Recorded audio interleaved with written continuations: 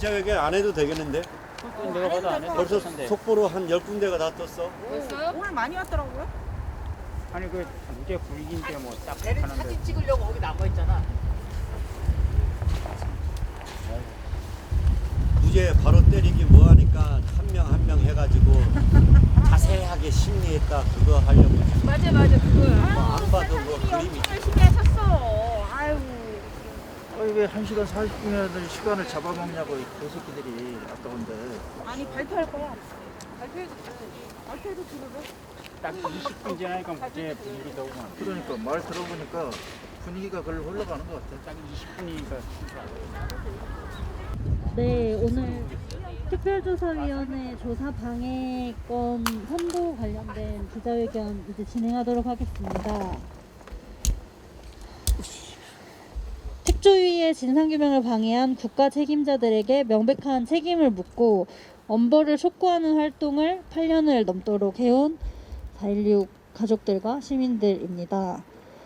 책임자를 처벌하고 사법정의 실현하라. 세월호 참사 특조위 조사방해 판결에 대한 입장 발표 기자회견 진행하겠습니다. 기자회견 주최단위는 사단법인 4.16 세월호 참사 가족협의회와 4.16 연대입니다. 시작하기 앞서 첫 번째 순서로 묵념 후 본 순서로 들어가겠습니다. 어느덧 2023년 2월입니다. 2014년 4월 16일에서 9년이 다 되어가는 지금 하지만 이 땅의 재난 참사는 여전히 계속되고 있습니다. 세월호 참사로 희생되신 분들과 12구 이태원 참사로 희생되신 분들을 기리면서 묵념의 시간을 갖도록 하겠습니다. 일동 묵념.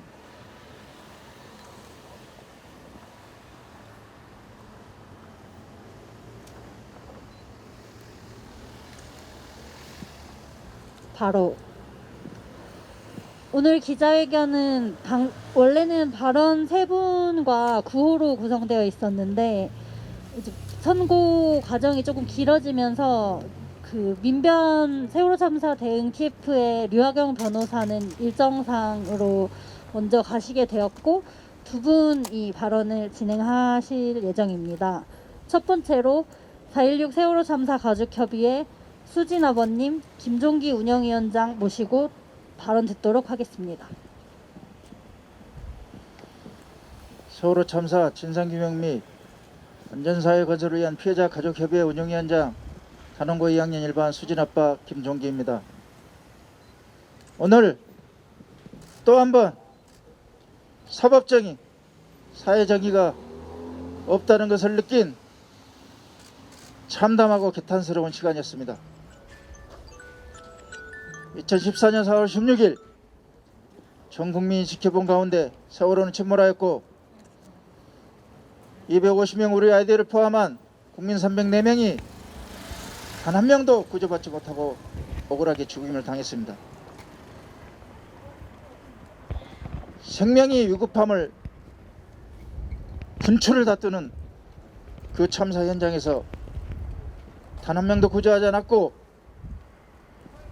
선원과 선장만을 표적 구조하는 등 국가는 없었습니다.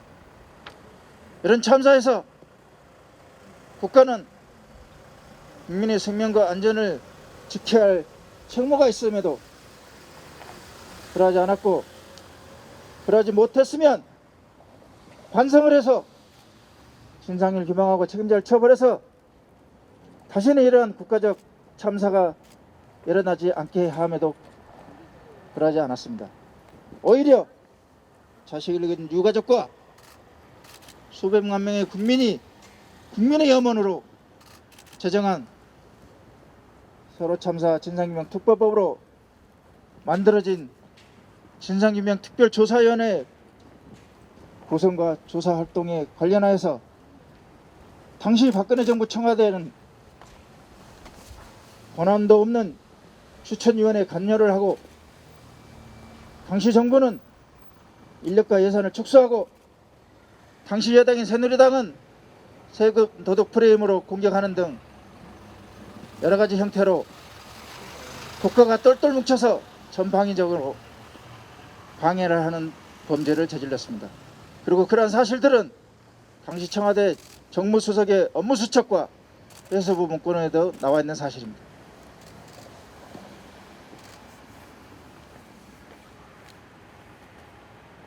참사에 국가의 책임을 부정하는 이러한 또 다른 범죄인 특조위 구성과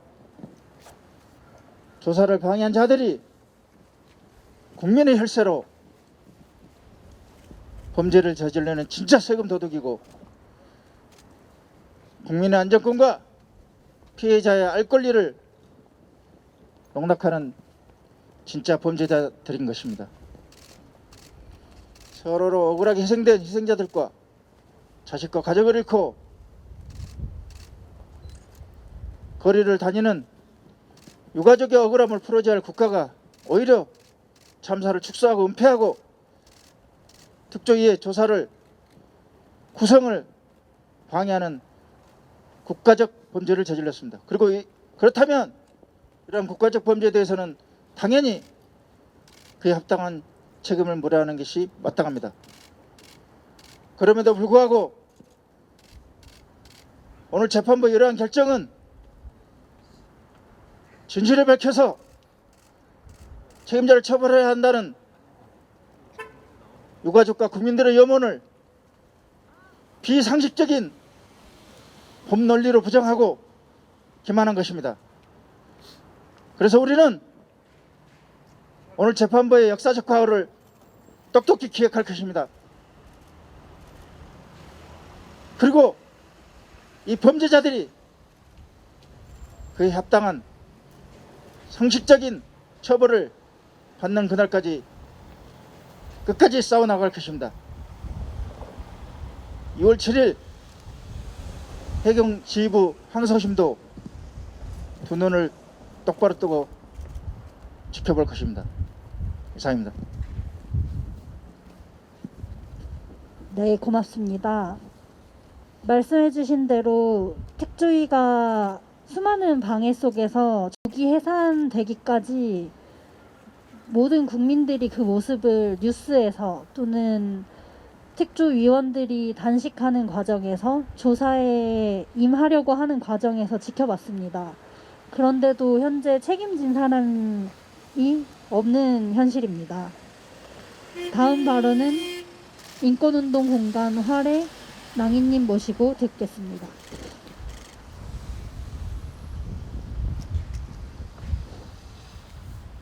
네, 소개받은 인권활동가 랑이입니다. 사실 이제 발언을 준비했는데요.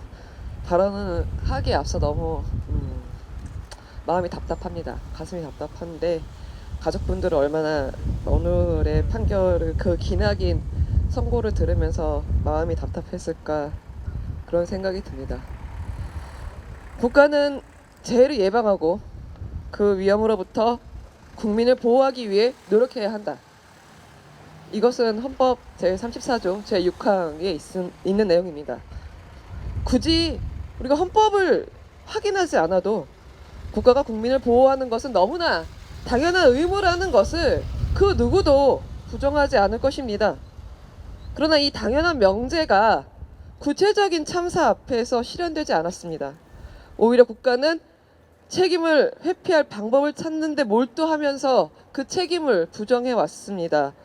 참사를 예방하고 대비하지 못한 국가는 참사가 발생한 이후에도 구조와 수습, 회복, 진상규명과 재발 방지를 위한 책임도 회피했습니다. 오히려 적극적으로 청와대를 중심으로 해서 정보기관과 행정부처들이 조직적으로 진상규명을 방해했다는 사실이 이미 밝혀졌습니다. 국민의 생명 보호에 책임을 다하지 못한 국가는 박근혜 정권 보호에는 총력을 다했습니다. 유가족을 사찰하고 시민사회 네티즌 동향을 파악하며 언론사와 여론을 관리하는 활동을 했습니다. 진실을 규명하라는 유가족과 시민들의 요구를 종북 좌파 세력의 선동과 개입이라는 왜곡된 관점으로 바라보고 진실과 정의의 권리를 제압의 대상으로 취급했습니다. 이런 관점과 태도는 진상규명을 위한 특조위에도 이어졌습니다. 청와대, 정부, 여당은 특조위 설립부터 운영에 이르기까지 전 과정에서 특조위를 무력화하기 위한 공작을 진행했고 결국 특조위는 조기에 강제 해산됐습니다. 사참위의 권고가 작년에 있었는데요. 세월호 참사 분야 권고 32건 중 4분의 1인 8건이 정부기관에 의한 진상규명 방해와 관련이 있습니다.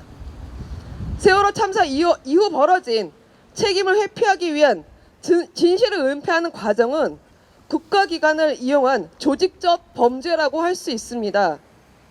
사고의 발생 원인과 함께 구조 실패가 1차적인 국가범죄라면 사건을 은폐하고 진상규명을 방해하고 여론을 조작하고 피해자를 모욕하는 행위를 비롯해서 진상규명을 요구하며 애도하는 시민들에 대한 폭력까지 이 모든 행위는 2차적인 국가범죄라고 할 수 있습니다.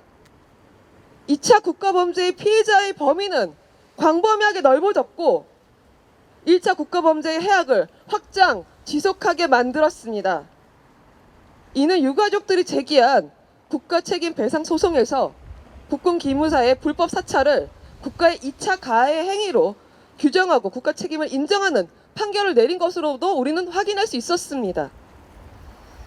지금 우리는 이런 행위에 대한 법적 정의를 요구하고 있습니다. 그러나 오늘의 판결은 이들의 침해한 권리의 무게와 중요성을 확인하는 정의가 없었습니다.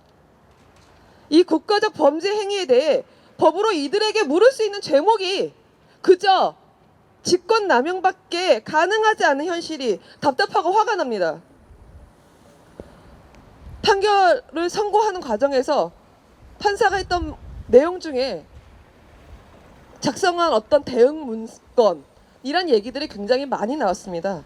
이 대응 문건은 그냥 만들어졌습니까? 아무 이유 없이 만들어졌습니까? 도대체 이 문건이 만들어진 배경이 어디에 있는지 우리는 이 판결에서 물을 수가 없었습니다. 정작 진실의 권리를 침해당한 이들의 권리는 어떻게 회복할 수 있습니까? 이 침해는 어디에서 물어야 합니까? 조직적이고 목적의식적인 이들의 행위의 본질을 물을 수 없는 것이 현재 법체계의 한계이겠지만 그럼에도 불구하고 재판 과정에서 이들의 행위가 낱낱이 드러나고 처벌되어야 하는 것은 최소한의 사법정의입니다. 그러나 오늘 이들에 대한 범죄 행위를 묻지 못했습니다. 사법부는 이들의 범죄를 제대로 물을 수 없는 이 한계에 대해서 오히려 피해자들에게 미안해하지 않을까요? 그래서 우리는 여기서 멈출 수가 없습니다. 세월호 참사 이후에 벌어진 국가 범죄에 대한 책임을 묻는 것 또한 실현되어야 됩니다. 개인의 위법을 처벌하는 것뿐만이 아니라 국가기관을 이용하고 동원해서 피해자와 시민의 권리에 침해한 이 행위의 목적이 무엇이었는지 드러내고 이런 행위를 범죄로 규정할 수 있어야 합니다. 유엔 피해자 권리 장전은 진실을 알 권리와 효과적인 사법 구제에 평등하게 접근을 함으로써 정의를 실현할 수 있는 권리를 매우 중요한 피해자의 권리로 규정합니다. 그러나 우리 사회는 진실규명과 사법적 정의 실현을 피해자의 권리로 인식하지 않아서 2차 피해를 유발하는 가장 중요한 원인으로 작동하고 있습니다. 재난참사 진상규명의 필요성 자체를 부인하고 합당한 책임 묻기를 좌절시킴으로써 피해자뿐만 아니라 피해자와 연대했던 시민 모두의 진실, 정의, 회복에 대한 권리가 침해되었습니다. 박근혜 정부의 진상규명 방해 활동은 불법 사찰이나 직권남용 등의 죄로 한정할 수 없는 중대한 인권 침해로서 그 문제가 충분히 짚어지고 책임을 물을 수 있어야 합니다. 앞으로도 이렇게 진실을 은폐하고 책임을 물을 수 없게 만드는 행위를 반복하지 않기 위해서는 이런 국가범죄에 대한 처벌을 할 수 있어야 합니다. 오늘의 판결이 종결되었다고 정의마저 종결되었을 수는 없습니다. 법과 정의의 간격이 벌어질 때 우리의 정의를 향한 싸움은 계속 진행될 수밖에 없습니다. 마치도록 하겠습니다.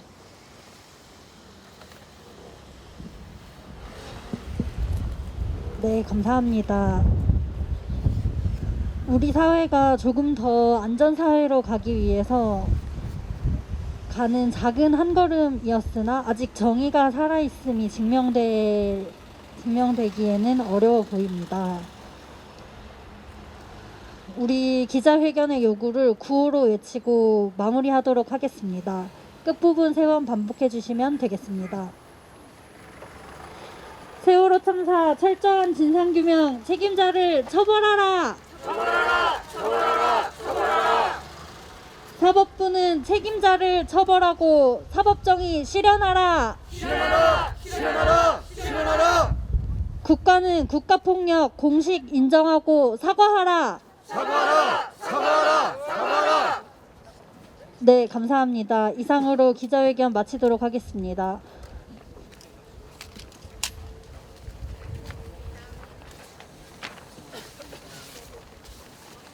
자, 투쟁하다 투쟁! 신세